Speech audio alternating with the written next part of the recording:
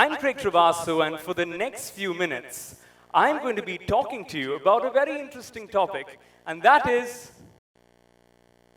nothing. I can see a friend of mine saying out there, did he actually say nothing? Someone out there saying, it's got to be something, he's just pulling a fast one. But one thing you've got to agree with me, I've got you thinking, I've got you contemplating, I've got you listening. And that, my dear friends, is what every communicator desires. And what I'm doing out here to arouse your interest is called using the curiosity hook. Yes, indeed. It's called the curiosity hook. You know, all of us have this detective inside of us where we want to crack cases, where we want to find solutions, where we want to find the answers. And as communicators, what we do is that we use this curiosity hook. Or what I'd like to call is that the effective talker uses the curiosity hook. Now, I wanted to consider this. If I have nothing to say, it's going to be very interesting for me to sustain your attention over the next few minutes. But what's helping me doing this is this. Communication research that I came across is by Dr. Albert Mehrabian, and he said that 7% of the impact I'm making right now is through the words I speak. 38% is through my tone of voice, and 55% is through my body language. Now, what would that mean? That would mean that 7% of the impact I'm making right now is what I'm saying, and 93% of the impact I'm making is by how I'm saying it. You're like, Craig, you're pushing it, man. I mean, that's a bit too far. Really? So let's consider this. If I came up to you today and said, I'm really happy you all came here today. Thank you for taking your time. I believe this presentation will change your life. Why are you grinning? It's not what I said, it's how I said it. And when what I say is not congruent with how I say it, you tend to put your trust and make a decision based on how I'm saying something and not on what I'm saying something. Okay. Now, I've just said a little while earlier that body language contributes to 55% of the impact. Consider that. 55%. Therefore, the gestures that I make are important. So what gestures that I should avoid? And what are gestures that I should adopt? Something that I should avoid as a presenter.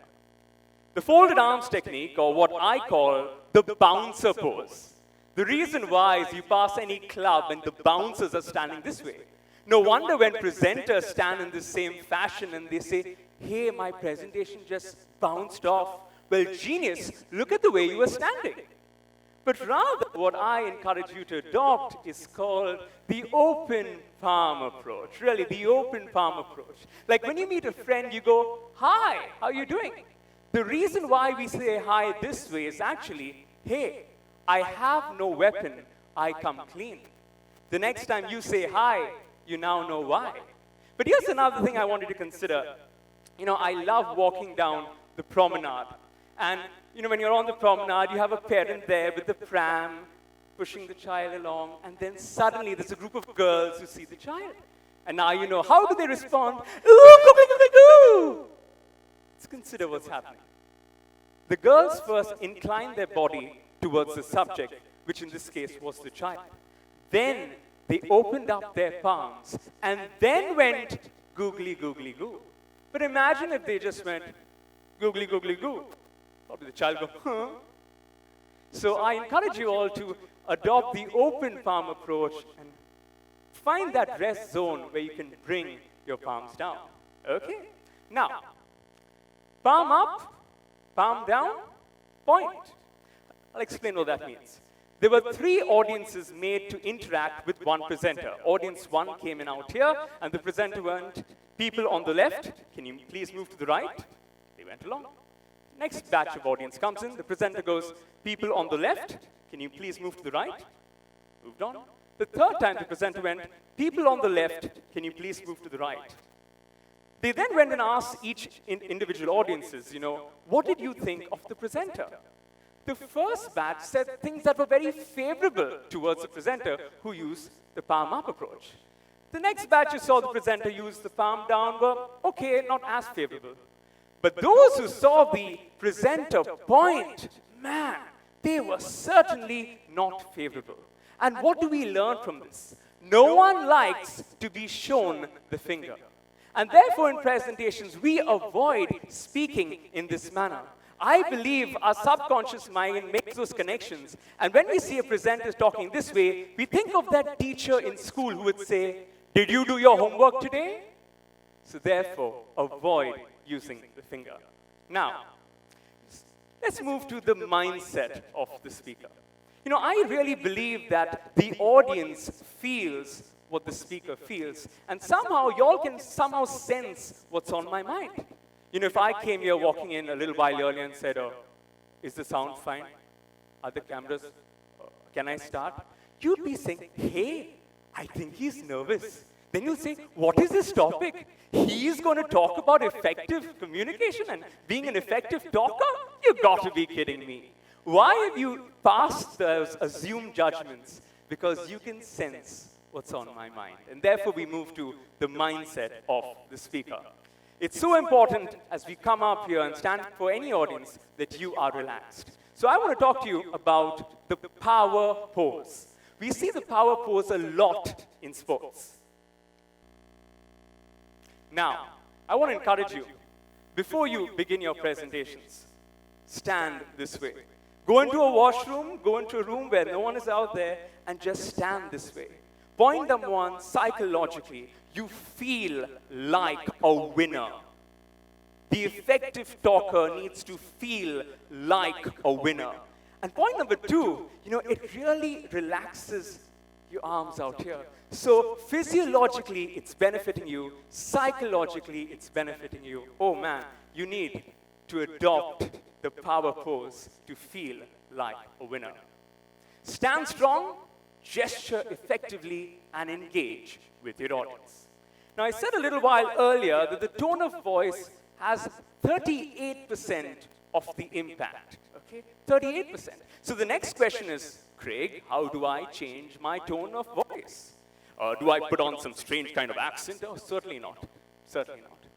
Here's the thing. The key to your tone of voice is your expression. Yes, indeed. The key to our tone of voice is our expression. Let me illustrate. If I said, "Do you think I like you? I hate you." And compare that with, "Do you think I like you? I'm crazy about you." Out there, it was the expression that influenced the tone of voice. Are you there? Are you getting it? Okay. Now, let's continue to think on the tone of voice. To sound calm and in command, just speak a little slower. You must have realized when you're in a situation where it's a high-tense, high-pressure environment, people tend to speak faster, people tend to speak louder, people tend to have a higher pitch, and if you could just adopt a pitch that is softer and speak in a manner that is slower, you are perceived to be someone who is calm, in command, and in control. And it's not just a perception. You know, you continue to think about this, then you realize, because I'm giving my mind more time to think, I'm in a position, a far better position compared to others, to come up with a solution. And therefore, it's so amazing when we sometimes adopt this whole idea of speaking softer and slightly slower and to be perceived as someone in command and in control. Now, I love reading the Bible, and this is one verse that says, "A soft answer turns away wrath." And really, it is so true. The effective talker has clarity in thought, as I just spoke to you about, and clarity in speech. And at this point of time, I share with you a personal story. When I was in the 7th standard, one day I came home really disappointed and really discouraged. The reason why? I was thrown out of our school play. I came back home, you know, all grumpy, you can imagine, and my mother realized it. But I'm so thankful that story didn't end there. Yes, it was an issue. I did not speak clearly at that point of time. But from then on, I would return home every day and used to begin practicing. Yes, practicing public speaking. In that era, you had the tape recorder, which might look very foreign to many of you here today. But out there, you had the tape 1 and you had tape 2. And I used to buy those cassettes, okay, click record, and used to record myself and hear myself out. In some time from then, I began to add music and sound like R.J. Craig, and do some fun stuff like that. And this went on, and I would show people, show family, show friends, and people liked it and said very encouraging words. But my sister Cheryl would say, you can still do better, you're still not clear, and don't we love critics? But I'm so thankful for that feedback. And it took me months before I got back into the speaking circuit. But I shared that story with all of you today because I want to tell you, if you're sitting out there and thinking, man, can I ever improve? I want to say, yes, you can. And all of us can grow in our communication. All of us can grow to become effective talkers. And one of the keys to getting out there is practice. Okay. The speaker needs to speak in terms of visuals. We've all heard the statement that says, a picture is better than 1,000 words, haven't we? Now, why not I speak in terms of visuals? Why not I paint a picture for you? Why not I describe situations? It's amazing because the audience sees what the speaker sees. The audience feels what the speaker feels. Oh, to be an effective talker, speak in terms of visuals. Become a storyteller. Oh, yes, indeed. Storytelling is an art. And, today I want to ask you, what does this sign symbolize? Absolutely, share. So I read an interesting story, an interesting article, an inspiring story. I go, hey, I want to share this with my friend. Click, click, ta-da! I want to challenge us all today. Why not we take that story and say, I want to share it verbally. I want to capture the key points. Every story has key points. Now, if you don't capture key points, you'll be going on, and your friend will go, okay, so then what happened? So then what happened? And then, oh, really? Now, you don't want that to happen, do you? So here's the thing, what we all need to consider. Capture the key points in your presentation, in your story, in that article that you read.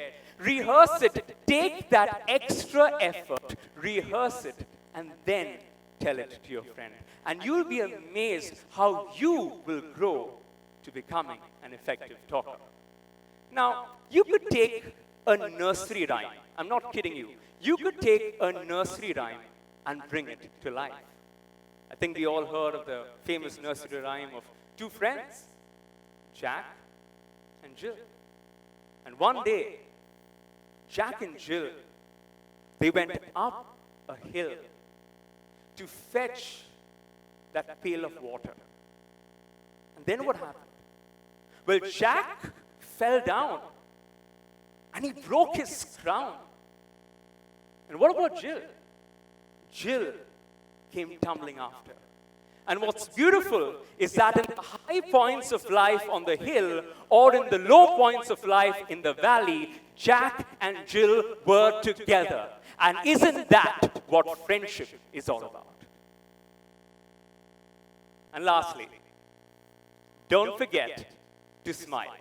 I mean, really, I understand some presentations require you to adopt a serious tone, but frankly, no one wants to see a grumpy face. So you know what? Smile and present. It is amazing. Today I came to you and said to you that I have nothing to share. And I had nothing. But what I did was I used the curiosity hook. I then used gestures and expressions. I then used the aspect of speaking visually. And I adopted the mode of a storyteller. I will now end with the last quote. They say, stop speaking before people stop listening. You have been a very attentive audience. I'm going to stop speaking. Thank you for listening.